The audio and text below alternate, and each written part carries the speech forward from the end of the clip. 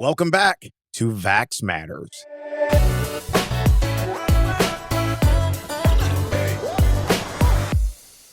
On this episode, we will be discussing all things RSV, including the symptoms and complications, as well as a new immunization that is available. Joining us to answer all our questions is a very familiar voice, Dr. John Vanchiere. He is a professor of pediatrics, the Associate Vice Chancellor for Clinical Research at LSU Health Shreveport, and Associate Director for Community Outreach at the Center for Emerging Viral Threats at LSU Health Shreveport. Welcome back to the podcast, Doctor. We are so glad to have you on the show with us. Great to be with you, Diane. Thank you again. And so to start off, we are hearing a lot about, it seems like in the past year or so, especially, we're hearing a lot about RSV. What does that stand for and what is it? So RSV is the short name for respiratory syncytial virus. And it is a virus that typically circulates in the wintertime. And for most people, it causes just a common cold. But for little babies in particular, and for older folks especially, it can be very problematic. And so it is just one of the routine winter viruses that comes around. Interestingly, it was really thrown off course by the COVID pandemic. And we saw during 2022 a real big burst of RSV activity actually in the fall, not in the winter. So it is something we've been dealing with for decades. What are the symptoms and how is it transmitted? So RSV is transmitted mostly by respiratory droplets. That is, people coughing and sneezing, and it's spread from person to person. Of course, it's a human virus. It's only in humans. And the most common symptoms are nasal congestion, may have runny eyes, sore throat may go with that because that nasal congestion is running down the back of your throat as well. Older folks and younger folks typically have fever with RSV, but older kids, school children often don't have fever with RSV. So do the symptoms or the infection itself actually, does it clear up on its own, or is there a certain medication that, the youngsters or the older folks need to be aware of? This is one of those viruses that scientists and doctors have been working for half a century to try to develop a vaccine and develop medications to actually treat it. Because in those extremes of age, the young babies and the older folks, it can be fatal. And so until recently, we really haven't had any strategies to prevent or treat. We still don't have treatment strategies, but to prevent RSV infection, other than wearing a mask and good hand hygiene like we all learned about during COVID. Yeah, you referenced COVID a couple times. How does RSV differ from the flu or COVID? In terms of the virus itself, it's from a different family of viruses, and their mechanisms of how they replicate and the like are very different.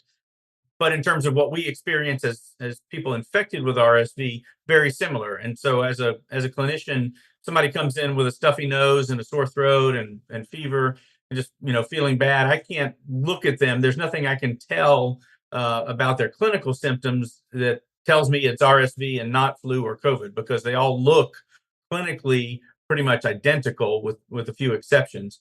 And so we have to test using a nose swab or a throat swab to test for the presence of one or more of those viruses. It's so interesting because you do hear more about RSV Yes, you do. than you did before. Uh-huh. And I wonder, is it triggered by the fact that we had COVID and people are leaning in on these kinds of things, or is it just it's spread more? It's probably what we would call ascertainment bias, and it's more that we're leaning in and talking about these things more. And people ask, well, if it's not COVID, what is it? And could be RSV, could be flu, could be one of 100 other viruses. But RSV, flu, and COVID are now sort of the big three winter respiratory viruses that we're talking about.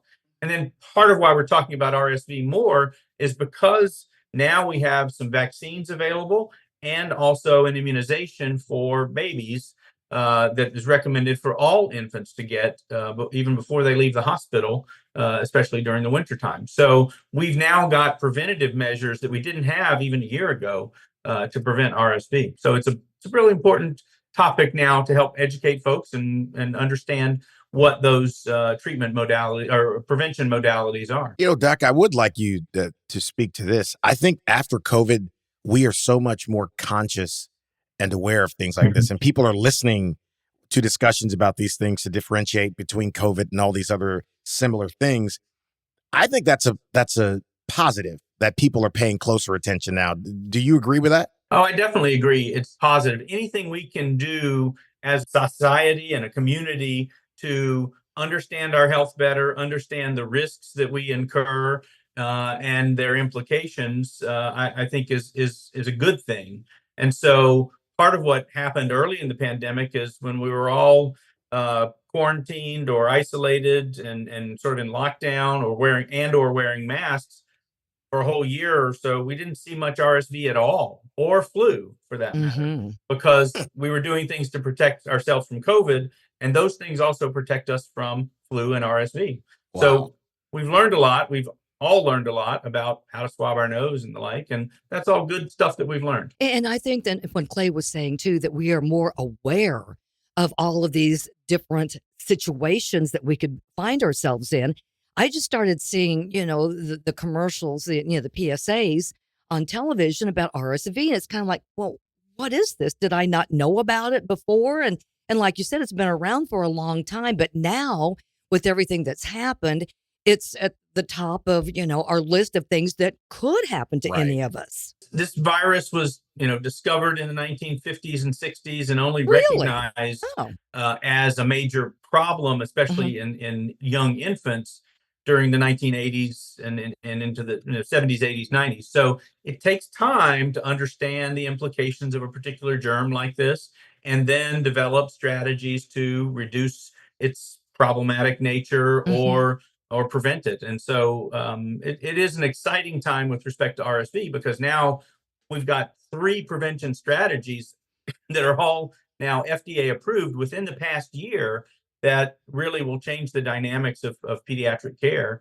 and health for babies. Why is it so dangerous in children? So think about if you're trying to breathe through a straw as opposed to breathing through something bigger, a garden hose or something even bigger than that, right? So little babies' airways are very narrow to begin with because they're little, and their airways haven't grown to be the size of adult or even teenage and school age children. So their airways are very small, and even just a little bit of inflammation and congestion in those airways restricts the airflow significantly. And if you want to get into the physics, it's related to the the cube of the diameter of, or excuse me, the cube of the radius of that airway. So a really small airway, just a small change in its size because of inflammation, has a massive effect on how much air can go through that tube.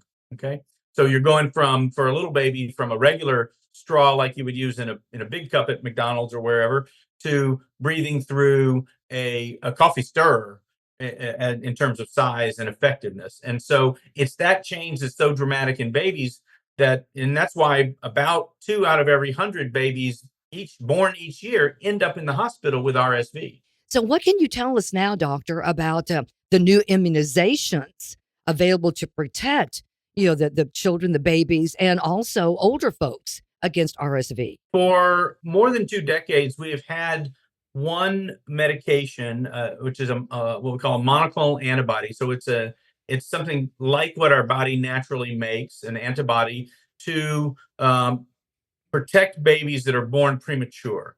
And we've been using that very effectively. And for those premature babies, it has required that they get a monthly injection of the monoclonal antibody during the winter time, typically from November to March in our area of the country.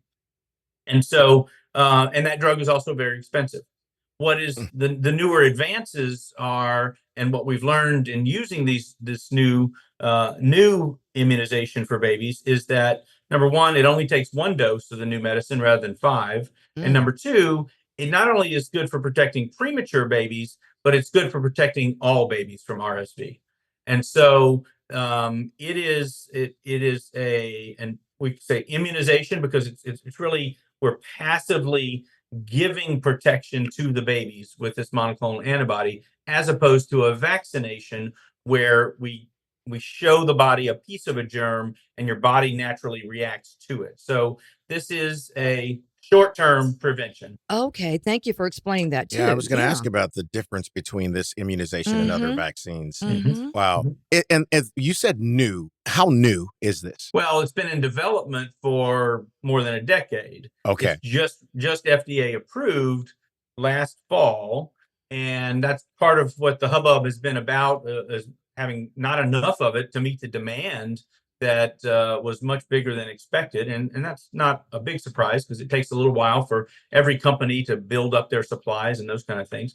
But research with this drug has been going on for nearly a decade in premature infants and healthy term infants. And it takes time to understand how durable is the protection, how long does it last, and how effective is that protection. What is really exciting for babies is that this immunization with the monoclonal antibody not only protects against hospitalization, but it protects and reduces the rates so it protects against severe disease, but it also protects against mild and moderate disease as well. And the numbers are really impressive. 70% reduction in infections due to RSV that require a baby to be taken to their doctor, 80% reduction in hospitalizations due to RSV, and 90% reduction in severe RSV that requires hospitalization in an intensive care unit. So we've been talking about the babies and the children, the youngsters. What about the older folks that, as I said, you saw or you see the PSAs on television about getting, being the shots for RSV. Can you talk a little bit about that too, Dr. Vanchiere? In the middle, before we talk about the vaccine for older adults, which is recommended for folks age 60 and above, there's another strategy that was also just approved, which is to vaccinate moms during pregnancy to protect their baby. And we've been doing this for a long time for things like flu and pertussis, another big problem. When moms are protected from pertussis, it protects their baby because they give immune function to the baby for the first few months of life. And so the vaccine for moms was also approved last fall that allows moms to be vaccinated against RSV during a certain window of time, 32 to 36 weeks gestation, near the end of their pregnancy. And what has been demonstrated is that if we vaccinate mom, that also protects the baby about 80% from hospitalization and 90% from severe disease requiring an ICU hospitalization. So we've now got two strategies to protect the baby. One is passive, give them the monoclonal antibody, that immunization we talked about. And the other is vaccinate mom to protect the baby. And so now we got two things really in rapid succession to protect the baby. The third is that vaccine for older adults. And why this is important is goes back to, for me, the story of why is flu vaccine important for toddlers.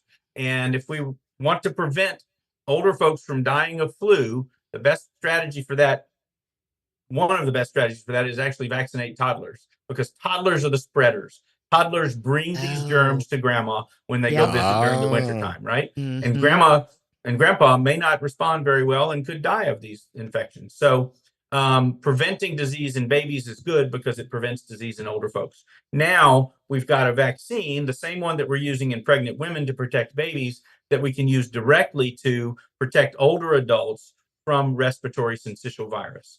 And it is recommended, much like the flu vaccine is recommended annually, and COVID vaccine was recommended annually. And these are sort of the big three that are going to be recommended annually for older adults, especially those over age 60.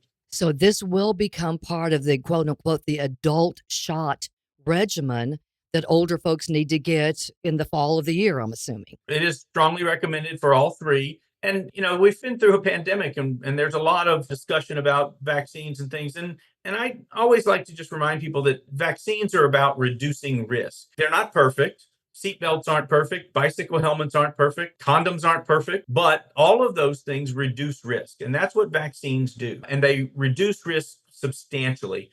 like the numbers we've talked about, 80-90% hospitalizations with respect to RSV. As part of your own health plan, it's important to think about what things you can do and are currently doing to reduce your risk of bad outcomes. We cook our chicken to 165 degrees so that we don't get salmonella, right? That's a prevention strategy. Is it perfect? No, we might still have a little bit of salmonella around, but it might be just a small enough amount that our body can handle it without us getting sick from it.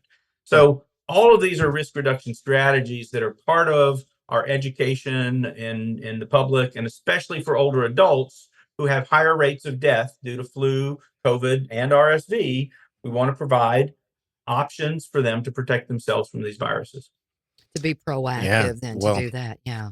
Seatbelts, helmets, and condoms. You just became the latest Vax Matters moment right there with that one, Doc. Let's keep it moving, though. RSV immunization for children isn't a vaccine, though, is it? Correct. We made a distinction that vaccine means we are actively eliciting an immune response from your immune system. Immunization is a broader term that says we're actually giving you essentially the immune response, because for those little babies, their immune system doesn't respond as well. So if we gave the babies the vaccine, they may or may not make a good immune response that protects them. But we know if we give them the monoclonal antibody, which is that immunization, it will protect them and it will last 4 to 6 months. And that's really what we want to do, is get them to over that critical period where they're at risk of severe outcomes. And so we were talking too about the efficacy of the RSV vaccines and the other the shots that you were speaking of.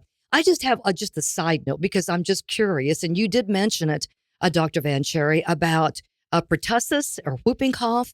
That is part of, is it the Tdap series of adult shots? That is it every 10 years that adults need to be vaccinated or get this shot? Is that right? Or so the recommendation is, because particularly of the tetanus component, we boost at least every 10 years for the tetanus component. But the recommendation for pregnant moms is to get a Tdap during every pregnancy, because particularly we're not worried about the moms, the baby's getting tetanus, because that the good news is that doesn't happen in the United States anymore. In some parts of the world it does. But babies are very susceptible to pertussis. And we know most of the pertussis that babies get is from someone in their household. And so by giving mom a Tdap during pregnancy, we're protecting the baby again during that critical period when they're more likely to have severe disease and even death from pertussis in babies. Because I was wondering about that. I had a friend who was going to travel to on a plane at Christmas to visit her infant grandson. And her son said, "Mom, make sure that you're up to date on the whooping cough. Please make sure that you've got." So she did, double check with her doctor, and it was time for her to get that series. So things you don't think about, I wouldn't have thought about that. But again, thank goodness that they double checked and everything was fine. Wonderful visit. But like you said, you don't want to go and be the grandmother that brought whooping cough to the infant, to the newborn. Again, it goes back to what we were talking about earlier. People are more communicative about these things now than we were before COVID forced us to really pay attention. Part of it is that, before COVID, if we had a cold or even the flu or pertussis or something making us feel bad, we wouldn't have thought twice about, oh yeah, I'm definitely going to Thanksgiving or Christmas, or I'm getting on the plane to, go see somebody, etc. But now, at least if we're not feeling well or we're sick, we're taking a second thought. We're saying, it's probably better if I don't go. It's going to be sad. I'm going to be disappointed. I can't see X, Y, and Z and all these people I might see every year, but I'm protecting their health and also reducing the stress on my own body of the travel and the like. And that's self-care and being considerate of other people is different now. Absolutely. Have the Louisianians here, of course, in our own state, been receptive to the immunization, to this new thought? Well, not new, but to the plan. And are they sticking to it? So the uptake has been fairly good. We don't expect 100% of people to rush out, the first year and get it. But the rates of people who get flu vaccines every year are generally getting COVID vaccines and RSV vaccines when they're available, when they can get them. So that's the good news. What we need to do is educate more help people understand that, that these are risk reduction strategies that are important. They're not just theoretical risk reduction strategies. These are viruses that do have a significant toll on the health, especially of elderly people every year in our country. And so having these strategies available is good. And I expect we will see increasing uptake over the next few years, especially as production increases. We're testing now questions like, can we combine flu and COVID vaccines together? Can we potentially Oh, have a okay. one vaccine, one shot that gives you all three vaccines, Nice. flu, COVID, and RSV? Because none of us like getting shots. Yes. But right now we don't have options. So, And that was one of my questions. If you when you get the 3 shots, should you get them all at once? Should you kind of go 1 week, get one, the next week? I didn't know how closely you needed to follow up. Is that, boy, it'd be nice to have just 1 or 2 shots. That'd be great. So you definitely can get them all at once. And of the 3 vaccines, they're all about the same in terms of, is your arm going to be sore? Are you going to feel, you might feel a little tired, a little malaise for a day or so afterward, because that's part of what your body's doing. It's making an immune response. It's educating your body about how to fight the germ if the whole germ comes or the real germ comes around. And so a lot of people do have some side effects like that, not unexpected, not problematic. And so I generally recommend, if you're going to get all 3 at once, get it on a Friday. Then you've got Saturday and Sunday to recover. And, then you're back to work on Monday if that's where you need to be, or back to your work week, whatever you do. So getting all 3 at once is perfectly acceptable. It's okay to spread them out 1 a week, but it means you're making 3 trips to the pharmacy to get your vaccines, whereas 1 trip can do the job. And your immune system can handle this. People worry about, good. Okay. Yeah. they're going to overwhelm my immune system. But our immune system responds to thousands of different things every day.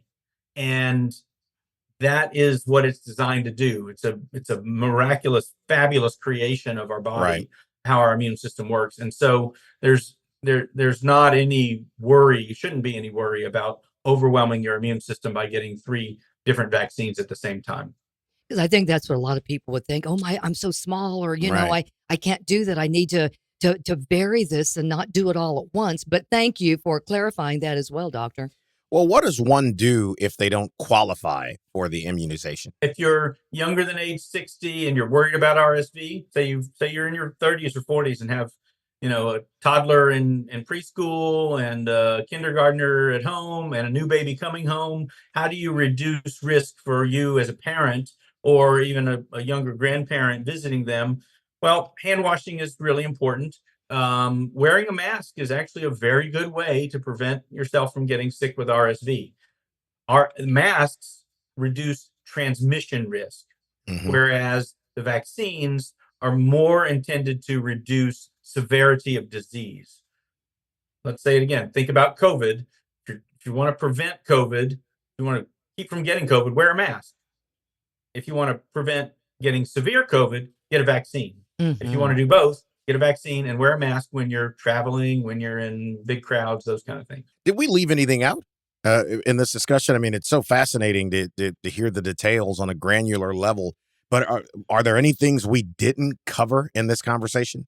No, I think we covered, a lot of things on RSV that were on my list. Or we've covered all those, especially recommendations for infants as well as for older adults, and really encourage people to have a conversation with their physician about what vaccines they are recommended for. So some of the vaccines, like pneumonia vaccine, is generally recommended for people over age 65. But if you're an adult who has asthma, then you're recommended to get that vaccine. And so for those who have a higher likelihood of worse disease, there are ways and options to get vaccines if you have risk factors other than just your age. And so those are all individual discussions with your primary care provider, and very important ones at that. And I think that is our takeaway that we always say on this podcast. Just sit down and talk to your physician, get his or her opinion, and no one knows your body like you do. They'll say, oh, well, this. Well, just be honest how your body feels, what you're feeling, your concerns, your questions, your qualms, your anxieties, because we all have them. But that is the bottom line, Dr. Vanchiere. Have an honest, open discussion with your primary care physician. I think it's great. And it's stellar example of explaining all of these things that can be so complicated and intimidating for people And when you think about it. they're confusing. You think of all these different things, like the pneumonia shot, the RSV, you're talking COVID, you're talking flu, whooping. So thank you, Dr. Vanchiere. We needed to have the explanation. There are travel seasons that happen in multiple parts of the year. So this is information you need, especially if you've got young children visiting their grandparents or vice versa. Or if you're traveling down to the Southern Hemisphere, when it's the summer here, it's the winter there. They're dealing with RSV and flu and COVID.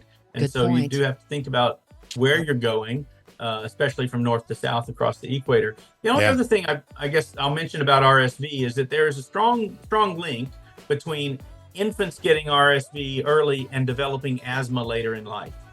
And there are a lot of factors that contribute to asthma, but it seems that the data is pretty consistent that RSV is one of those, different than other viruses that kids get exposed to early in life. And so in the long term, preventing RSV in babies may reduce our risk and rates of asthma in kids. That we won't know for a long time, but it is at least theoretical that it could make a difference. So happy about that.